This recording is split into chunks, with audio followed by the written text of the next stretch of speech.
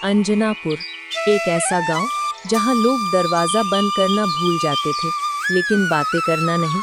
यहाँ जिंदगी हमेशा सीधी चलती थी। जब तक हर पूर्णमासी की रात गांव के सरकारी पोस्ट ऑफिस से कुछ न कुछ गायब होने लगा। ना ताला टूटा, ना दरवाजा। मतलब चोर या तो बहुत चालाक था या बहुत अपना। गांव में चर्चाएं शुरू हो गई। कोई बोला साया है, कोई बोला भूत है, एक बुजुर्ग बोले सरकारी पैसा है, खुद ही चला जाता है।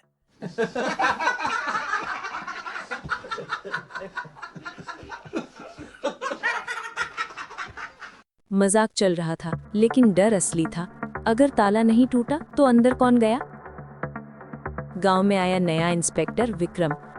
तेज नजर, शांत दिमाग। पोस्ट ऑफिस देखकर उसने एक ही बात समझी।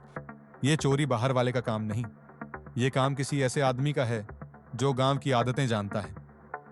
विक्रम ने गांव के लोगों पर नजर रखनी शुरू की। संदिग्धों की गिनती में 3 लोग थे। राजू कबाड़ी, जो पूरे गांव में घूमता था। हर गली, हर घर, हर दीवार उसे पता थी। एक रात विक्रम ने उसे पोस्ट ऑफिस के पीछे झुककर कुछ ढूंढते देखा। विक्रम, क्या कर रहा है यहाँ? साहब पीतल की तार ढूंढ रहा था। राजू घबरा गया। तलाशी हुई। उसके पास सच में सिर्फ कबाड़ था। लेकिन गांव वालों ने एक और बात बताई। राजू को शहर के बाइक शोरूम में देखा गया था। इतनी कमाई में बाइक? शक गहरा गया। 2 दिन तक उस पर नजर रखी गई, लेकिन कोई सबूत नहीं मिला।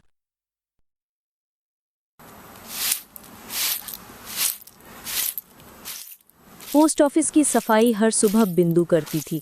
उसी के पास सुबह की चाबी रहती थी। वो सबसे पहले अंदर जाती थी। एक दिन खबर फैली, बिंदु ने नए गहने पहने हैं। छोटा गांव, खबर फैलते देर न लगी। विक्रम उसके घर पहुंचा। छोटा सा घर, एक कोने में लोहे का संदूक। संदूक खुला, अंदर गहने। बाहर भीड़ जमा। चोर मिल गई। बिंदु रोने लगी।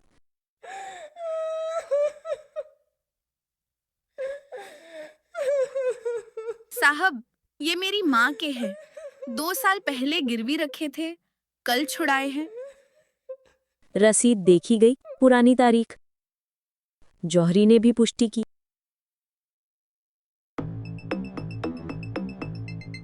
मास्टर जी पोस्ट ऑफिस के बगल में रहते थे, कर्ज में डूबे हुए। रात को अक्सर टहलते दिखते। एक रात विक्रम ने उनका पीछा किया। वो सच में परेशान थे, लेकिन चोरी से उनका कोई लेना देना नहीं निकला। 3 शक खत्म, चोरी जारी। पोस्ट ऑफिस के बाहर एक पुरानी लकड़ी की बेंच थी और उस पर हमेशा बैठते थे काका। लोगों की चिट्ठियां पढ़ते, फॉर्म भरते, सबकी बातें सुनते।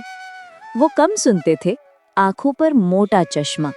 लेकिन विक्रम ने एक बात नोट की कि अगर कोई पोस्ट ऑफिस के पास सबसे ज्यादा समय बिताता था तो वो काका थे।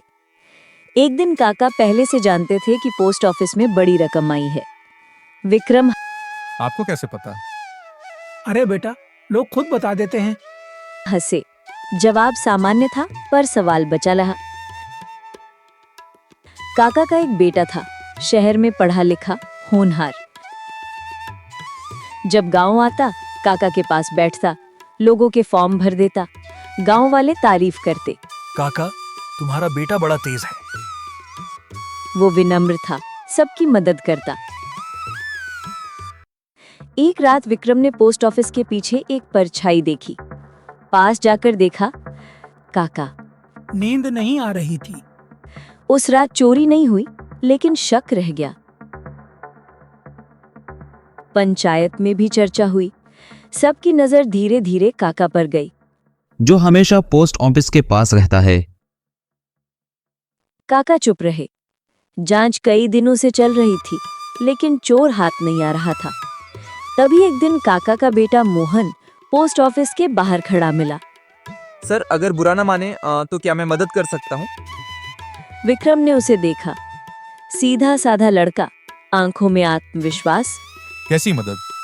मैं शहर में साइबर कैफे पर काम करता था, लोगों की आदतें जल्दी समझ लेता हूँ।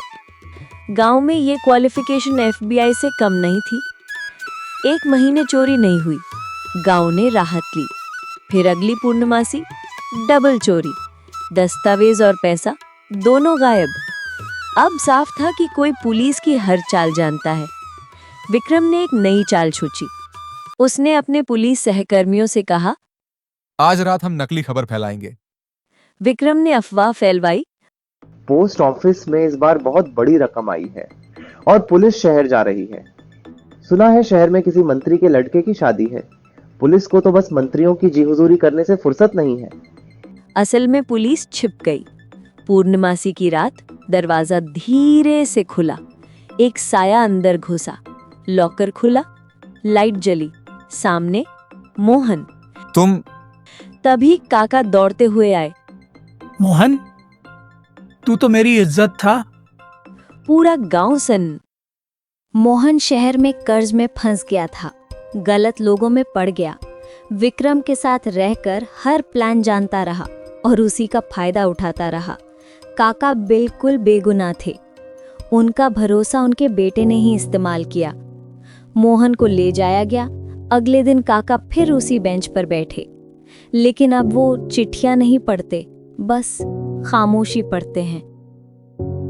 अगर आपको हिंदी कहानियाँ पसंद हैं तो कृपया हमारे चैनल कूकू हिंदी को सब्सक्राइब करें और ऐसे ही रोचक कहानी का आनंद लेते रहे।